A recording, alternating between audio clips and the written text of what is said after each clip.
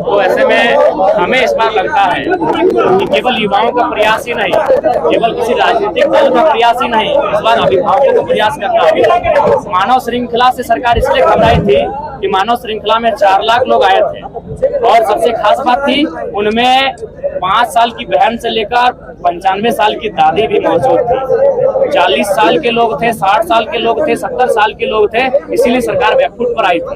इसीलिए मेरा मानना है कि एक बार जो अभिभावक मंच है वो बिना किसी राजनीतिक बैनर के तले प्रखंड स्तरीय, जिला स्तरीय प्रदर्शन की तैयारी करे, अपने बच्चों के भविष्य को बेहतर बनाने के लिए, उनके भविष्य को लूटने से बचाने के लिए अभिभावक मंच को भी आगे आने की आवश्यकता है।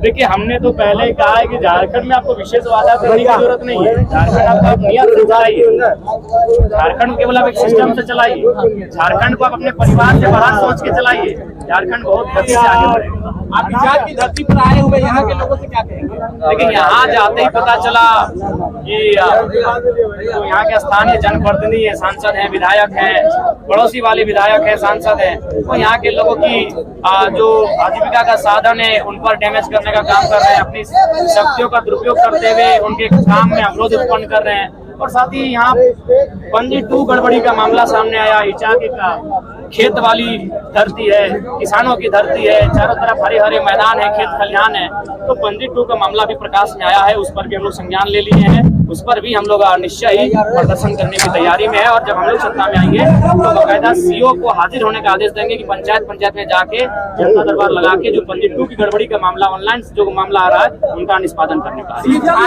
सीजीएल की मुद्दा भी, सीजीएल के छात्रों को अब हमें लगता है अभिभावकों को सड़क में आना होगा, क्योंकि सरकार वोट से डरती है। मतलब सीधा जान लीजिए, सरकार वोट से डरती है और वोट मुझे लगता है अब अभिभावकों का समय आ चुका है। तो एक प्रत्येक जिला में अभिभावक मंच बैनर तले करे, जिसमें सीजीएल के खिलाफ गमछा विवाद को लेकर के क्या बोलिएगा? कौन सा विवाद? गमछा विवाद। देखिए, ऐसा कोई विवाद नहीं था। आपने अभी भी देखा, बहुत सारे लोगों ने रुमाल दिया, किसी ने कागज दिया।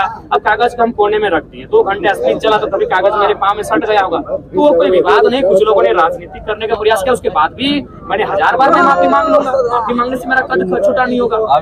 अगर लगता है कि अनजाने में मुझसे भूल हुई, जिससे भावनाएं आए, तो ये तो मैं 1000 बार माफी मांगूंगा। लेकिन एक बात आपसे भी कहना चाहूंगा, जो भी युवा है, आज जो धार्मिक कंट्रोवर्सी होती है आस्था के नाम पर, उसे हम लोग बौद्धिक दिशा में लेके जाना होगा, वैचारिक दिशा में लेके जाना होगा। हमारे तो सबसे बड़ा आस्था का केंद्र धरती है, हम तो धरती पे पांव रखते हैं। हमारे तो सबसे बड़ा आस्था का केंद्र जल है, हम लोग जल को पीते भी हैं और उसमें अपने सोच और मलमूत्र का विसर्जन भी करते हैं। तो इसलिए लोगों को थोड़ा सा जो आस्था के नाम पे एक कंट्रोवर्सी लेके आते हैं, उस पर चिंतन मंथन करने की आवश्यकता है। बाकी पुनः माफी।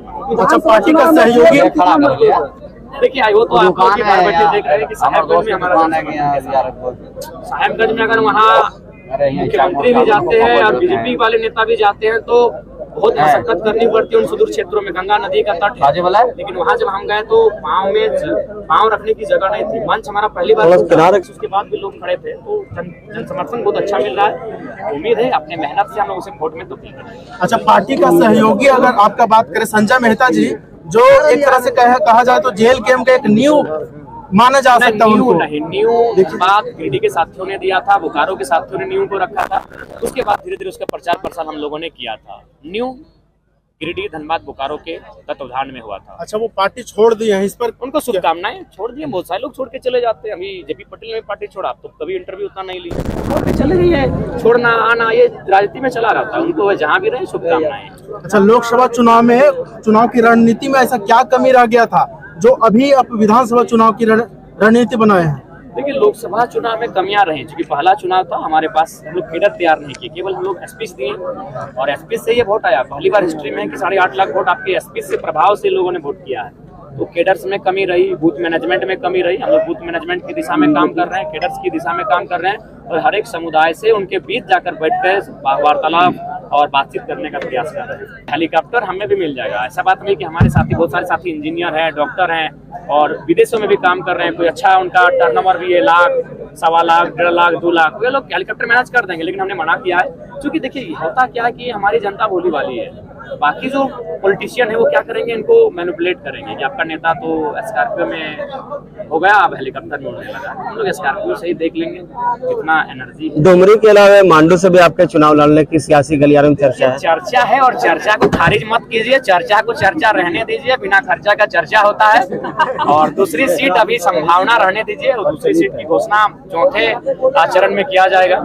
इतनी सीटों की घोषणा हो चुकी है अभी तक? 6 सीटों की घोषणा हो चुकी है, और कल भी हमें लगता है 6-7 सीटों की घोषणा हो टोटल जाएगी। कितने सीटों पर लड़ेंगे? 70 सीटों पे हम लोग चुनाव लड़ने जा रहे हैं, और हमें आशा है कि 41 का आंकड़ा पार करेंगे। लक्ष्य जीतने का 40 का आंकड़ा, देखिए 41-41 का ऐसे लक्ष्य तो देखिए, स्थानीय राजनीति तो हर एक राज्य में होती है। महाराष्ट्र में विधानसभा पहुंचे यहाँ पे देखिए, यहाँ चाचा भतीजा का जो शासन है वो 20 वर्षों से है, 25 वर्षों से है। केवल वो आपसी में पाली बदलने का काम करते हैं, एक बार गेंद इस पाले में, एक बार गेंद इस पाले में। अब वो व्यवस्था रुकनी चाहिए, अब यहाँ बदलाव होना चाहिए। एक बेहतर विकल्प, एक मजबूत नौजवान को आगे आकर अगुवाई करने की आवश्यकता है। हम लोग अगुवाई का अवसर दे रहे हैं, बरकट्ठा में निश्चय बदलाव। तो अगर आपका एक सीट निकलता है तो पहला काम क्या करिएगा?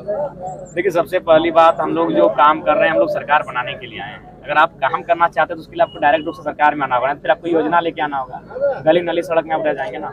काम अगर आपको करना है तो उसके लिए आपको सरकार में आना होगा, सत्ता में आना होगा, जहाँ से आप नीति नियम विधेयक। कितना सीट आना चाहिए?